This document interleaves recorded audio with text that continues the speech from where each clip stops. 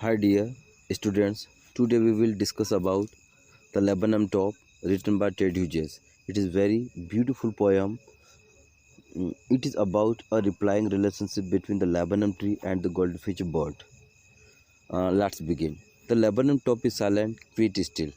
जो laburnum top है, laburnum top मतलब लेबनम ट्री मतलब एक वृक्ष इस साइलेंट क्विट स्टिल, जो कि क्या है, बिल्कुल चुप है और बिल्कुल क्विट स्टिल है। In the afternoon yellow September sunlight, और जब दिन होता है तब सितंबर में वो भी सनलाइट में वो येलो हो जाता है। अ फ्यू लीव्स येलोइंग, और उसकी पत्ते भी क्या हो जाती हैं, पीली पड़ रही हैं। ऑल इट्स सीड्स फॉलन, और उसके जितने बीज हैं वो सब गिर चुके हैं। Till the goldfinch comes with the twitching chirps, तो गोल्डफिंच आने से पहले तक, ये सब कब होता है, गोल्डफिंच आने से पहले।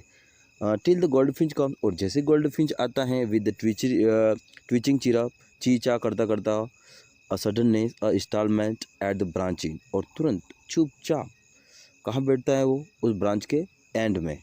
Then sleek as a lizard, और कैसे बैठता है, जैसे लिजार्ड। स्लीक स्लीक मतलब बिल्कुल सॉफ्ट जो लिजार्ड होती हैं उस तरीके से। अलर्ट एंड अब्रप्ट, वो क्या करता है, उस लेबनम टॉप के एंड में बैठता है। सी इंटर द थिकनेस, और धीरे धीरे कहाँ पहुँचता है वो, अपने घर तक। एंड मशीन स्टार्टअप, और फिर जाके उसकी मशीन शुरू हो जाती है। Of chittering and trimmer of wings and thrilling, और ची ची करता है और पंख फड़फड़ाते हैं। एंड थ्रिलिंग्स, और रोमांचित हो जाता है।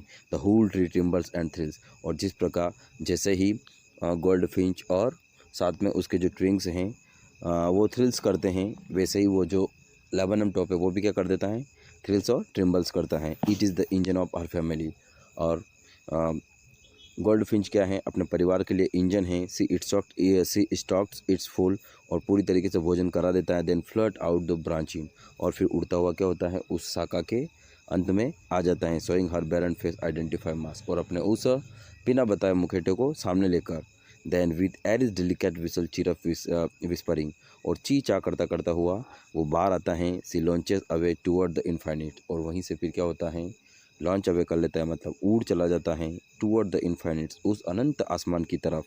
And the laburnum subsides to empty, और इस प्रकार जो लेबनम की सबसाइड से वो क्या हो जाती हैं, एम्पिटी हो जाती है। सो हमने देखा यहाँ की कहीं न कहीं ह्यूमन रिलेशनशिप बहुत ज़रूरी है। यदि कोई व्यक्ति अकेला है और जीवन में यदि कोई साथ आता है उसके, तो निश्चित उसमें क्या हो जाती हैं, थ्रिलिंग्स आ जाती हैं, और वो रोमांचित हो जाता है। ठीक है, तो ये पोएम हमें किसके बारे में बताती हैं, द पावर ऑफ रिलेशनशिप या the power of love. Okay, bye bye.